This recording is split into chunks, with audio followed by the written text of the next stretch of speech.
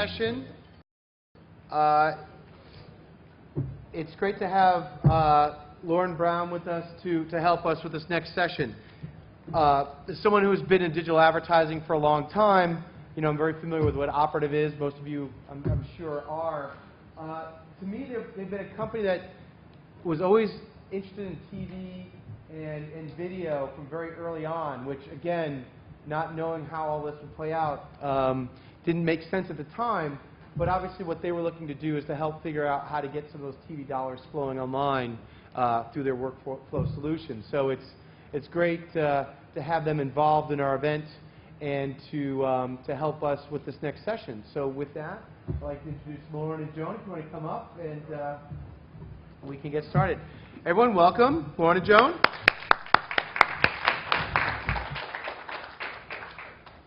Thank you, Rob. Brand advertising, as we know it, is under siege. The current ecosystems for advertising are squeezing valuable attributes out of consideration, limiting ad revenue for many players, and destroying the fundamental elements of brand advertising. Consumer behavior has shifted to a multi-screen world, making it more complex for marketers to plan, buy, measure, and optimize advertising dollars. No comprehensive system has emerged to overlay new media patterns with existing marketer needs. Instead of focusing on the right thing to do for a brand advertiser, power struggles have broken out, and some of the influential players involved have decided to figure out how to protect what's comfortable to them versus moving the ball forward. Like how to hold on to the gross rating point, the GRP, because of the short-term financial losses that would be sustained by trying to change to something that may make more sense. Or how trading desks and programmatic players who operate on questionable data and insights are holding on to the click-through rate to preserve a few points of gross margin for their own businesses versus remodeling for a more profitable, mutually beneficial future. Meanwhile, the primary stakeholders, the ad sellers and the marketers, have been largely left out of the process. As a result, crucial value drivers such as time and context or unique data assets have not been incorporated into the current advertising transaction platforms.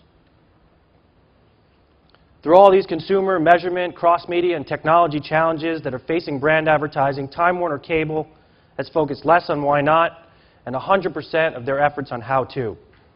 How to change with consumers. How to unlock the value of unique users across all screens for their advertisers. How to create a new marketplace that caters to the needs of today and tomorrow.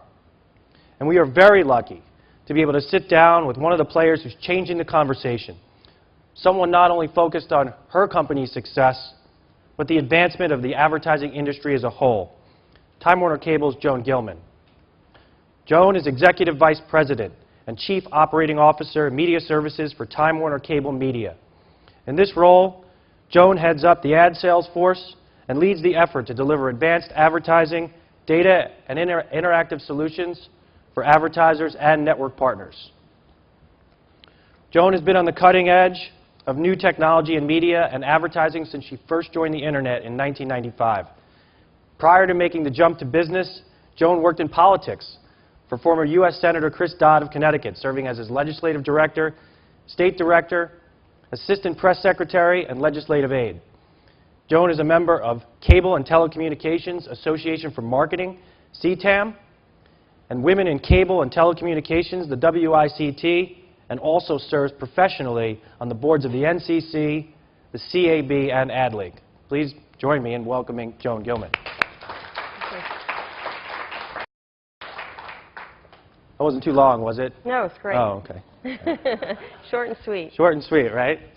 So how are you doing? I'm doing well. Good, good. So maybe we could jump in and start talking about the consumer. And as a primary ISP and dominant player of content provider to tens of millions of people, Time Warner Cable has an unparalleled connection with consumers. And in fact, you are the gateway through which 80% people view their news and entertainment, and that's an astounding number. Can you tell us about your relationship with consumers today, and how has that changed? I can definitely talk about how important it is to make every business decision through the lens of the consumer and the journey we've been on. So just to sort of bring to life what you just Yeah. said, I think is really important. If you think about a typical consumer, they're consuming television with us, and they're also connecting to the internet through us in many cases. So if they are consuming video in other places, they're broadband customers, and increasingly, they're Wi-Fi customers. Right. So if you're seeing press releases about where we're lighting up more and more Wi-Fi across our footprint, our consumers are now getting the benefit of connecting to the content and the entertainment they want through all of these platforms. That puts us in a very unique place to understand the consumer opportunity as we go multi-screen, as we move video from the traditional TV environment to the mobile environment. We are looking at what that experience should look like for the consumer. We're looking at how the consumer is behaving. We're understanding from an ad ops point of view what the experience should be, not just for the consumer, but if we're more effective partners for the marketer, how does the ad ops have to work to be effective reaching the consumer? One point here in terms of consumer experience, Time Warner Cable has a product called TV Everywhere, and you can access ESPN through TV Everywhere, or you can access through our player, or you can access it through the ESPN player. So you have two players, and we're solving for ad insertion, and we're solving for what does that model look like, and how does it fit with the traditional TV, linear TV model, and how are the consumers reacting to it. So we are solving this problem every day in terms of thinking about what the right consumer experience is.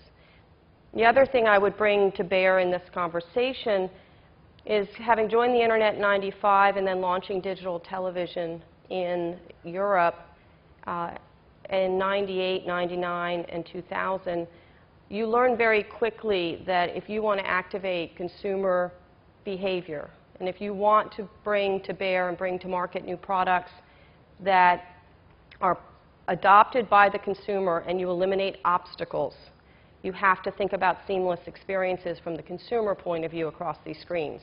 And you have to think about the way products are packaged and priced across these screens. So when you think about the consumer, there are some, I think, facts. Lots of research over 30 years. In this very dynamic technology marketplace that's evolving as to how people are consuming, there are some things that won't change about the consumer. There is a 24-hour day. The day's not getting longer, and they are trading off where they're spending their time. Okay? What we know and what we see every day when you think about the consumer, in the traditional environment, the entertainers are all competing for that time. All we've added is more competitors for that time. Yeah, this is a huge change versus how things were, let's say, 20 years ago. Correct. When there was only a few players trying to get in front of the household and their income. Correct. During prime time, and things have certainly fragmented. Well, and it really, I mean, we can talk about the American story, but talk about England. When I moved to England in '97, most of the country, you only could get 4 channels, and actually most of those channels didn't have any content on them after a certain hour.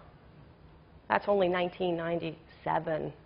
Okay, then we launched digital television, and you went from 4 channels to a few hundred channels. And what has happened as speeds have picked up, that video is now also distributed across broadband, and for those consumers that are patient, DSL, and you now have more video in that environment across all these screens. That consumer doesn't have more time. Right. Okay, that consumer is going to decide what's the cool shit that I want to spend my time with because I want to talk to my friends about the hottest new thing, the best new show, right? So that's not changing. There's just a lot more competition for consumer time. So getting it right becomes really important. What's also not going to change is consumers, depending on their demographic, have certain price points, share of wallet. They only have so much discretionary money to spend. Incomes aren't going up. So if there's a fixed amount you spend on entertainment, let's say it's $175, people are competing for that money. And right now, text minutes is competing for that money. So it's not just TV shows, and whether you buy Netflix or whether you buy cable, it's also how much money you need to spend to text all your friends.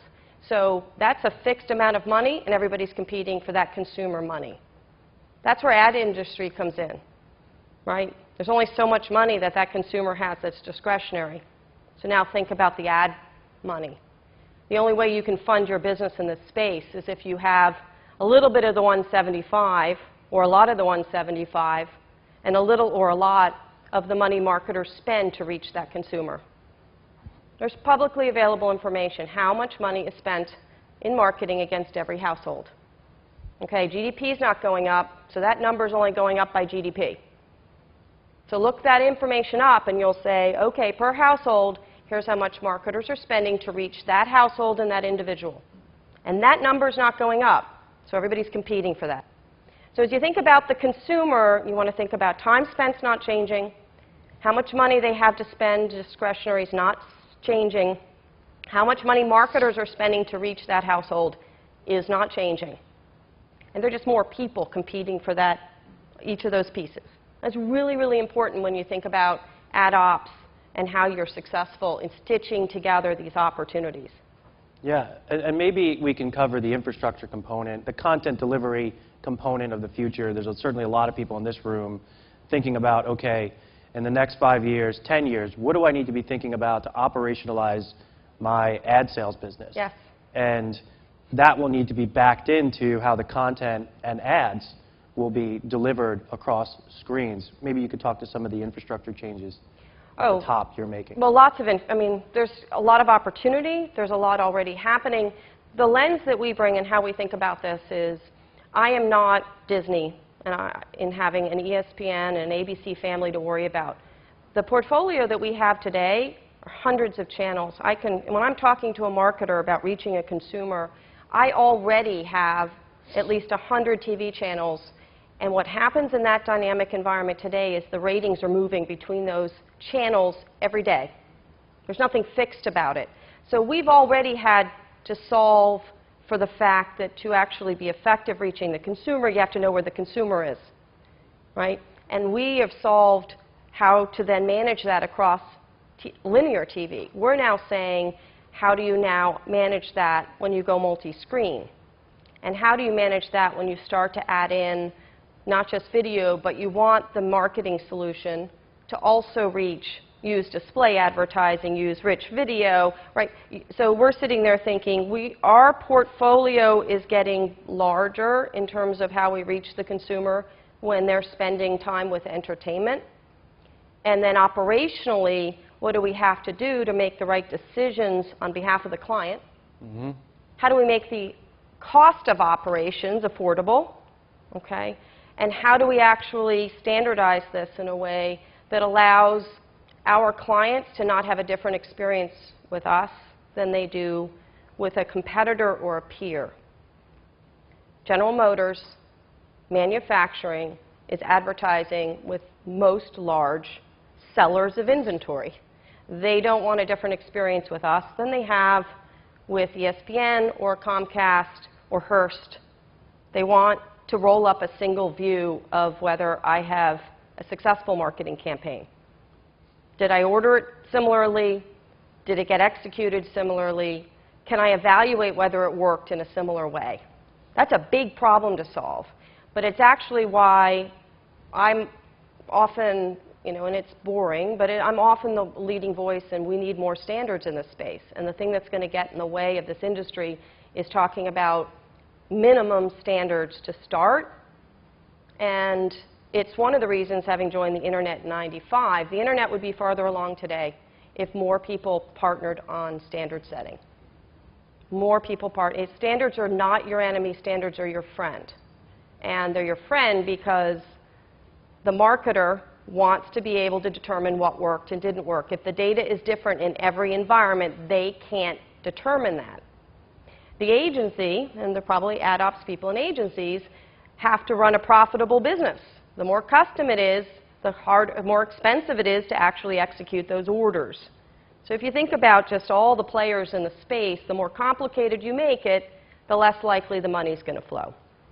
How many years has the Internet showed up in the print line of the financial systems of the agencies? The print line, because there wasn't a place in the financial systems to put in internet.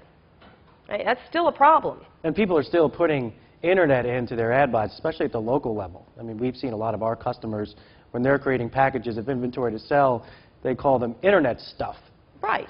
Right. Well, we'll get a call. A typical call might be, we really want to buy digital from you, but can you price it in TV? Because I just want it coming through the TV line, because if you added a different line, you're making my job a lot harder. Now think about that. So maybe digital is actually bigger than it is today, because most of us have been billing it through the TV line. I mean, just as an example.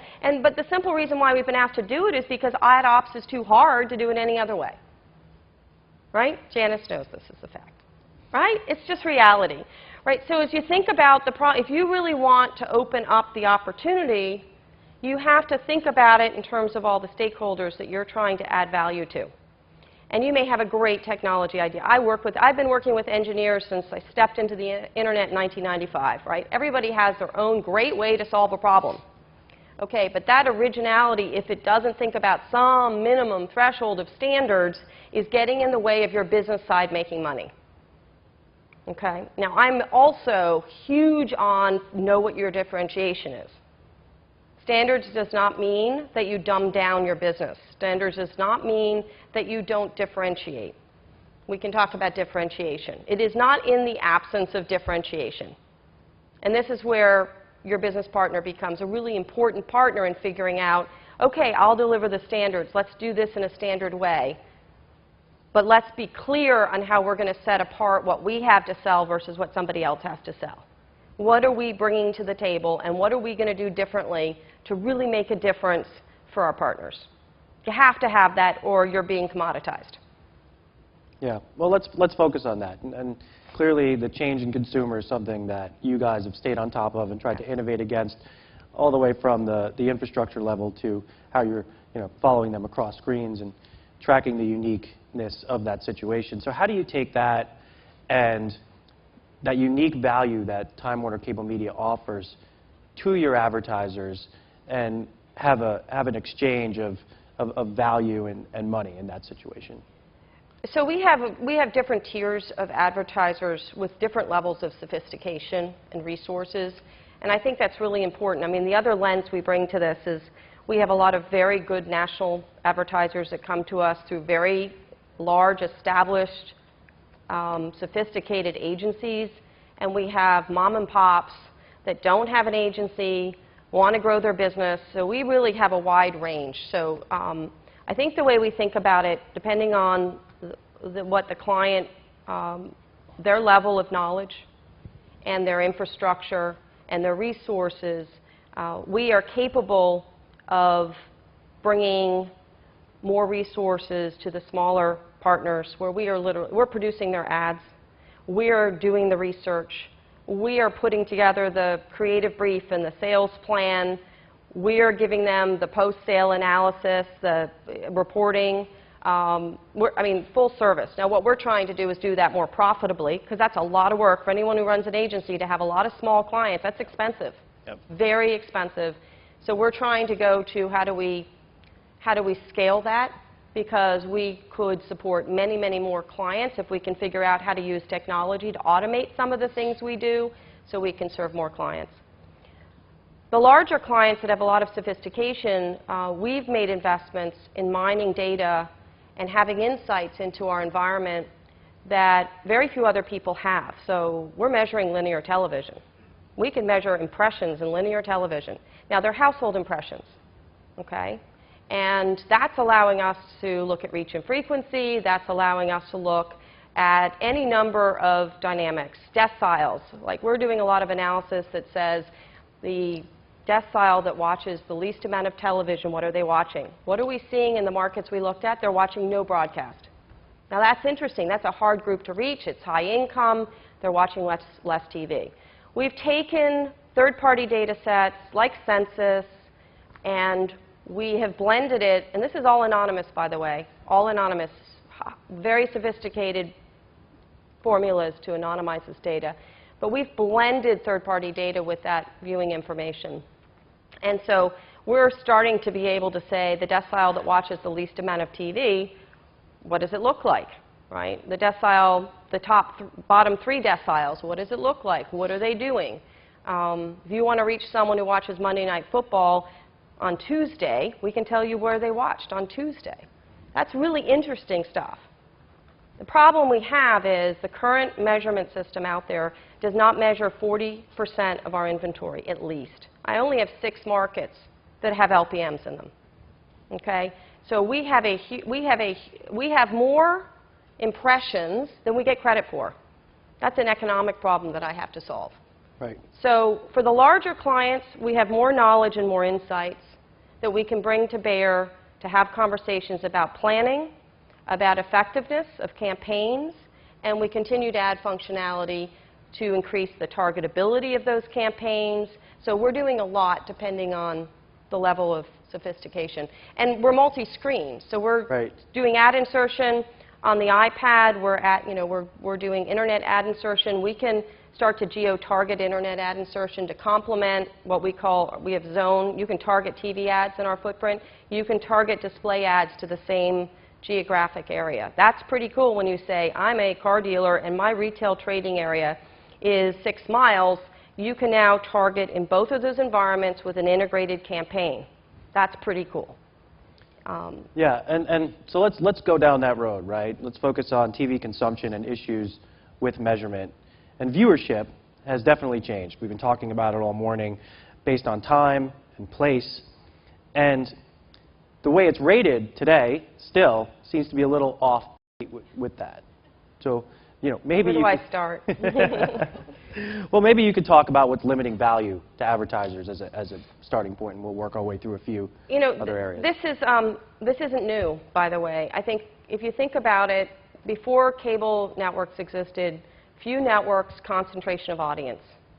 The margin of error was lower. The ability to manage and measure viewing was pretty simple. The minute digital television presented itself and consumers then had lots of choices as to where they spent their time, the amount of measured media dropped.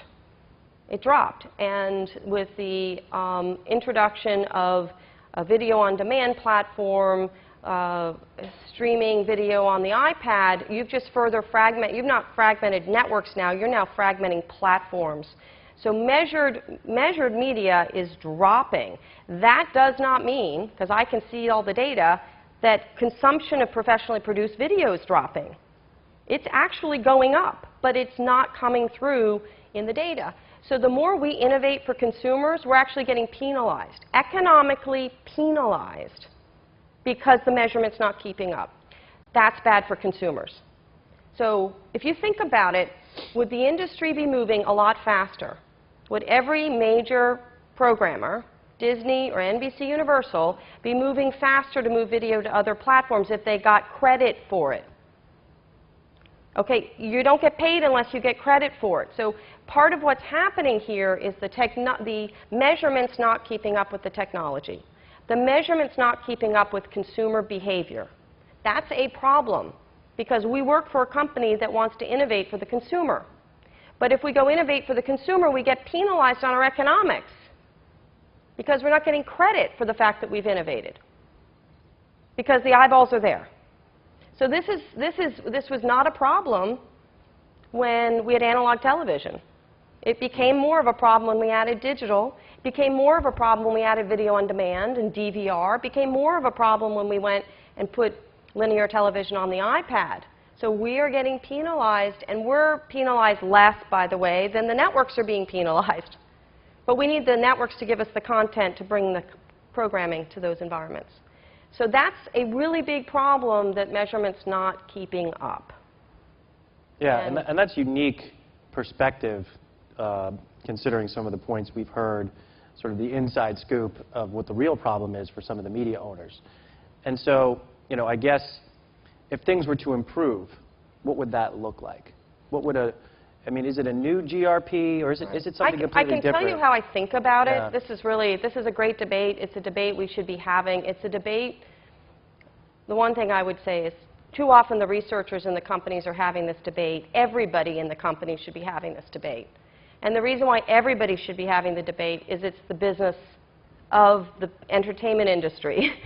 So the engineers should be having the debate, the business leaders should be having the debate. It shouldn't just be the researchers.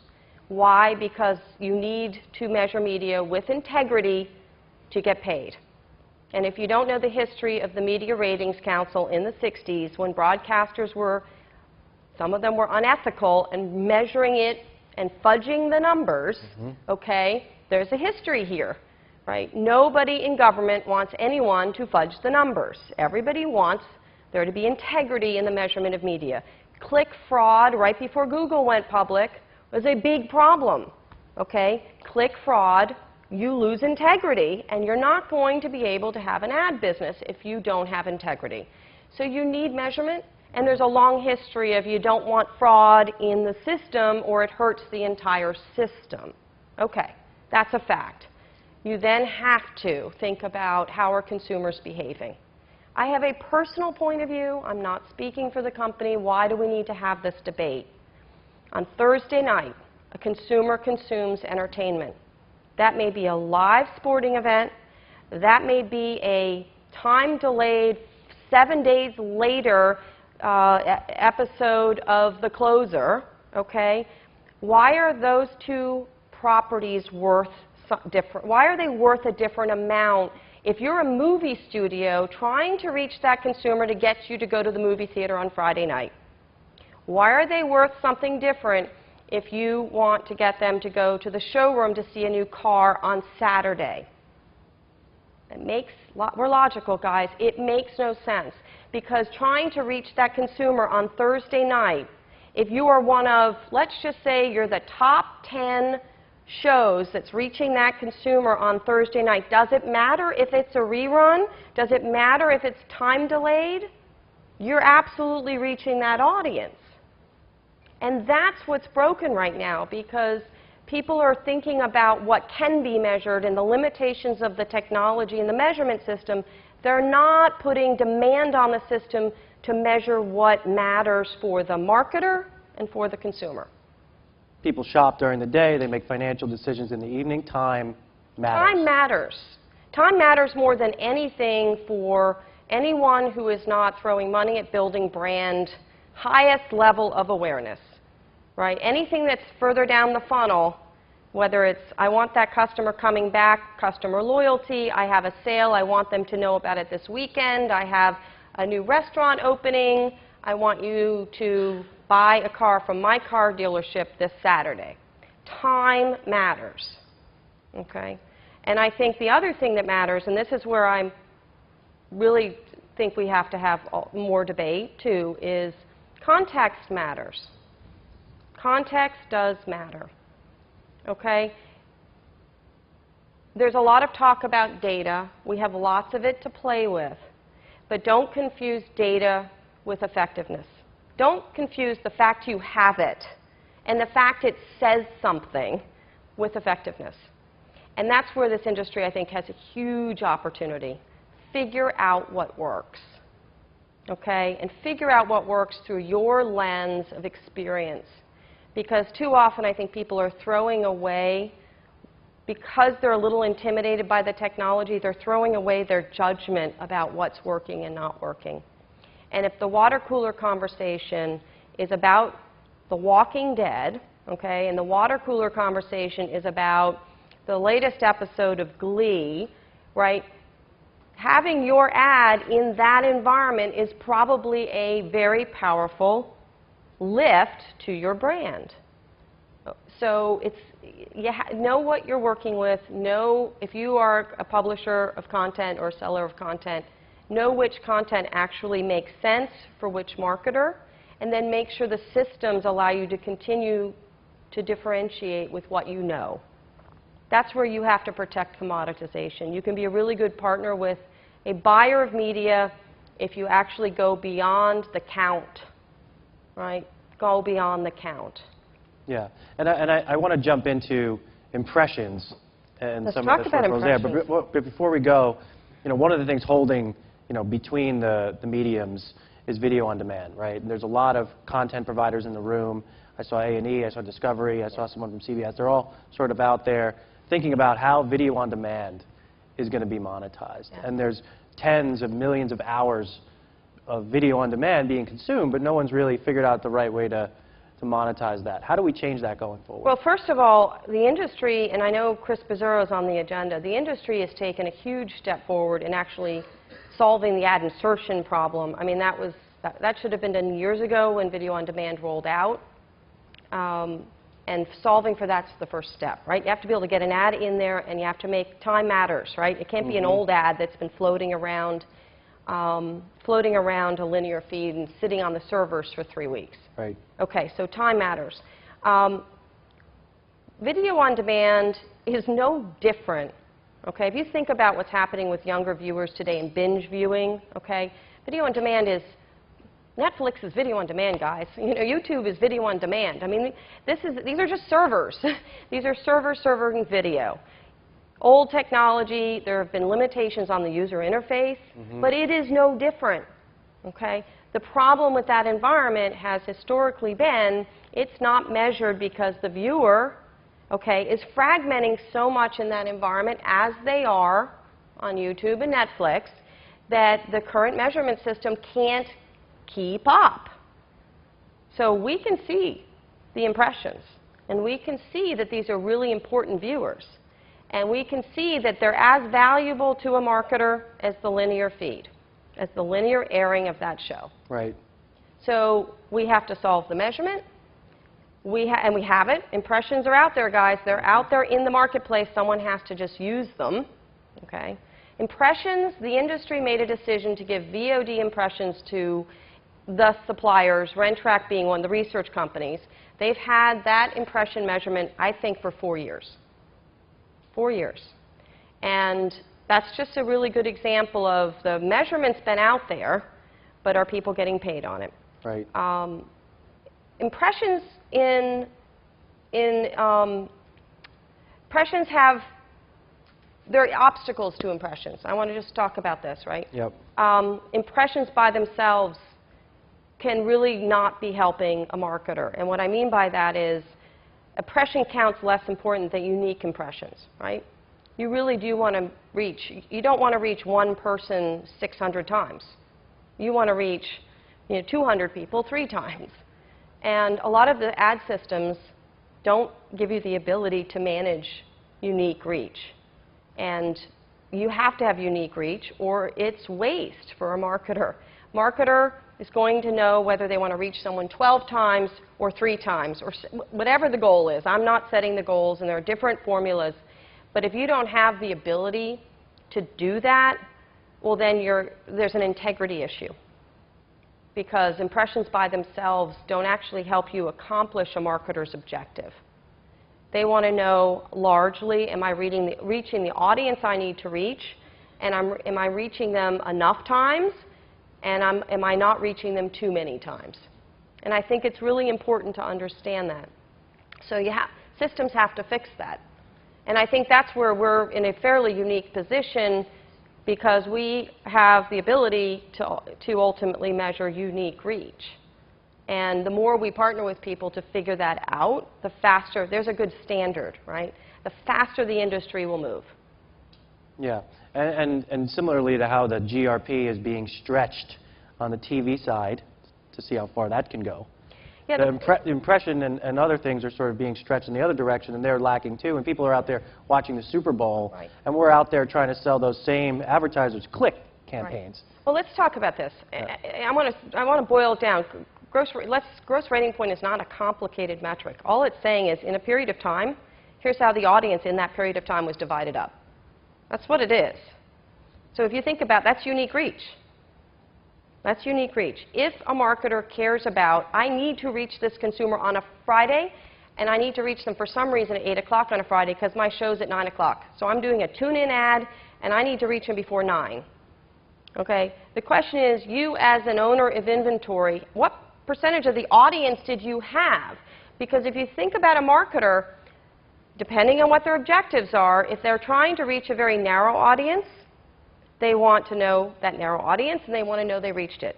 If they want to reach 75% of America, if it is a major blockbuster movie and it's opening up in every movie theater, they want to reach at least 75–80% of the United States.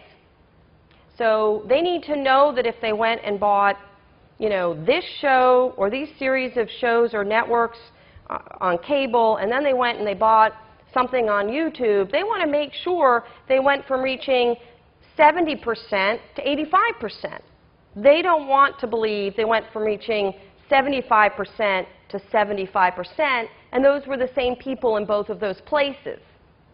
So do you understand so the issue here is if there are standards around unique reach, if there's a way to solve for that, you now understand it's not about the gross rating point. It's about whether if you've put a plan together and you've promised a marketer, if you're Procter & Gamble selling a toothpaste, you're trying to reach most of America. So you're not successful if you're only reaching 30% of America, if you wanted to reach everybody. Okay, so that doesn't have to be at 8 o'clock. That's what, in knowing that it all depends on the marketer. So this idea of a gross rating point, quarter hour gross rating point, what's the point? If the campaign has to be successful on a Saturday, you might now measure unique reach over a week. You might measure unique reach over 2 weeks. Does it matter if you've just measured unique reach at 8 o'clock? Does it matter?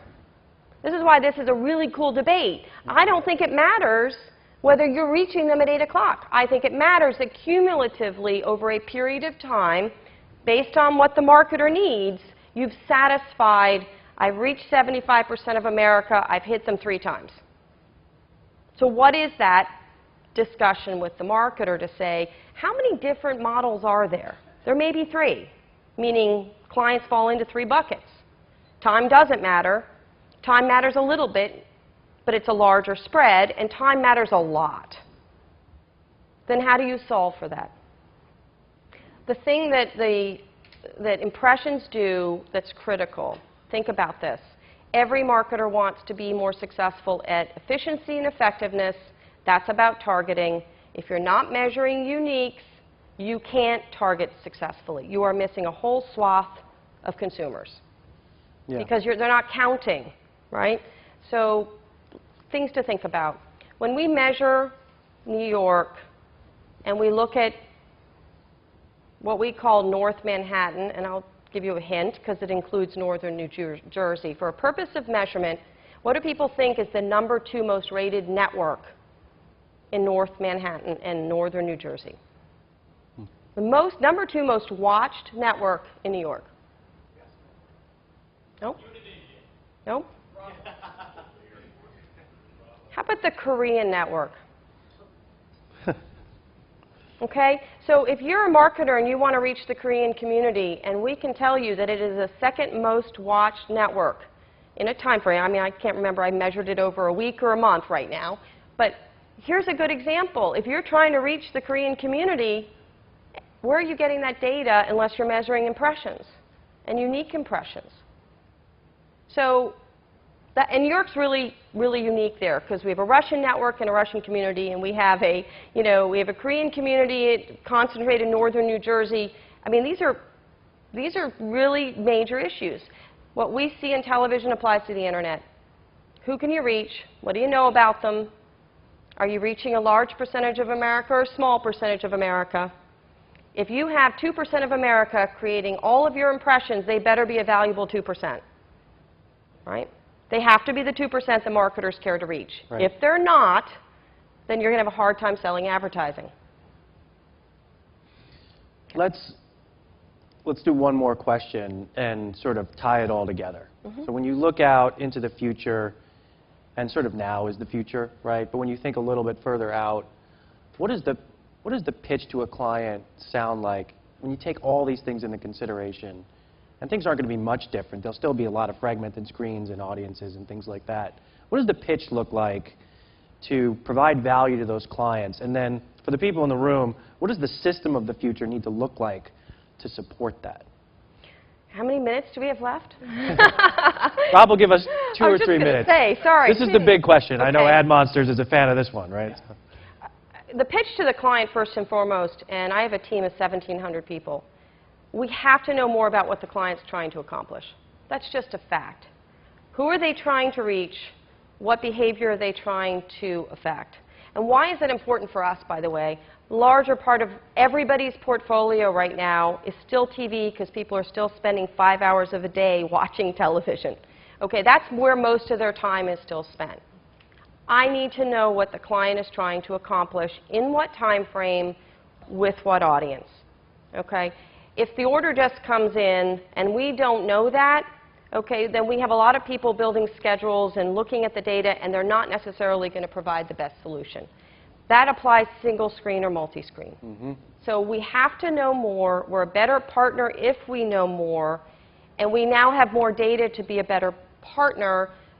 Then the key is, for our business, post-sale is increasingly important. What are the insights during the campaign that allow us to course correct, and what are the insights after a campaign to say what didn't work, what did work? So we're doing a lot deeper work on message testing and really understanding it's not just the schedule, it's also how you're talking to the consumer. That's where context comes in. I have 10 years in politics, guys. Context is everything, and really good marketers know this. Mm-hmm. Okay, you may want to run a different ad if you're talking to someone watching Conan O'Brien or Jon Stewart than you're putting on the Food Network when someone's flipping hamburgers. So you may be the exact same brand, but you may want to talk to those consumers differently. You may want to talk to those consumers differently if they're first-generation Americans or they are English-speaking, third-generation assimilated multicultural Americans. Okay? So that's context. And we can be a better partner in understanding that. We have more data to provide feedback. In terms of the systems, boy, knowing what you think you need and want and actually executing against it is really, really, really hard because there's no end-to-end solution out there. Okay? The challenge today is you're stitching together 5 or 6 partners. You're getting everybody to work together, and you're trying to predict the future when there are no standards. That's crazy, right? So the more we can talk to our peers about what are we all doing the same way, what's the report look like the client sees, what's the minimum data that has to be in there, what are the data sources that have to be in there. I mean, it's really important. And then how are we differentiating with our insights and with our data feeds, and how do you actually run this in a way that you could ultimately get to being able to target more and course correct if it's not working. Wouldn't I love to eliminate what we call make goods in our industry? Wouldn't I love to know the order is not coming in at the contract levels that I've committed to? In flight, so I can be moving the inventory around, so I can eliminate that problem. Across all the... Across all the environments. Okay, forget about, just internally as a business. Doesn't matter what environment. It will be a lot more helpful if someone says, I only want to reach a consumer 5 times, and I need to reach 75% of your base, or I need to reach this base, 10% of your base, and nobody else, that I can move that stuff around. That's a tall order. Yeah, it's basically turning sellers into marketers and moving that information upstream so it's in front of them so they can communicate that value. And not lose judgment, by the way, guys. Not lose the human interaction of knowing why you put something where you put it, whether it worked, whether it didn't work. And don't be intimidated by the technology, because I often am in meetings where people say, we have to do it this way because that's what the technology does. Business owners know technology, learn it, don't be afraid of it, push back, tell them what you need. That's my strong, push back. It's critical. Yeah, the human element, often forgotten, especially... Well, I think marketers will regret it if they've gone to systems. 100%, automate's good, guys, automate.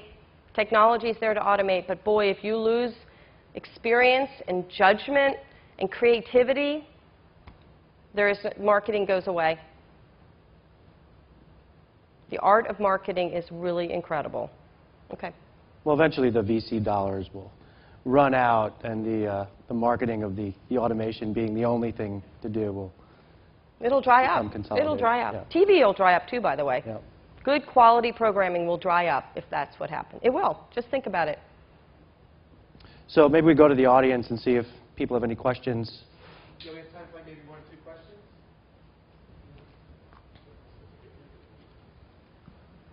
Being in the unique position of being an ISP and understanding what people are doing on the internet, how are you applying that to targeting and measurement on the television? We are a unique ISP. We don't know what people are doing on the internet the way people think we are. Right? Technologically, we could do it, but we don't. We do not do it. And I think that being said, because we are selling, we are a publisher on the internet. Okay, we are working with ad networks and platforms. In that environment, what we have a unique opportunity to do is really know the geography because we have the customer. I just want to be really, really, really clear. We are not tracking people's behavior on the internet. So you have to think about what I have in my portfolio is streaming services for regional sports networks. We have 14 news channels. I have all the internet data for those news sites. And we have our own portal. And we have third-party sites that we sell, 300-400 third-party sites we sell for. So when I talk about having internet data, I'm talking about as a publisher, we don't track people's use of broadband services. We do acquire that customer. They are a broadband customer, and we do have their home address because they're paying us for broadband services, and we know what geography they're in. So what we are uniquely positioned to do is offer marketers targeting abilities with higher accuracy than a lot of the third parties that are trying to guess where the IP addresses are coming from. But that's not about tracking. That's about knowing where people are living. It's more geo-targeting than it is. We're not doing behavioral. We're not tracking people's internet use. But because they are a customer, we are in a unique position to build a business in the future that allows us to geo-target with publishers on the internet, on behalf of them, with them, not around them. They'd have to come to us and want to do this. I apologize, just because of time constraints, because Joan, we could have the whole event. I mean, this has been absolutely fantastic. Thanks, Lauren, for bringing Joan to us. Stuff like this has been fantastic. Thank you very much.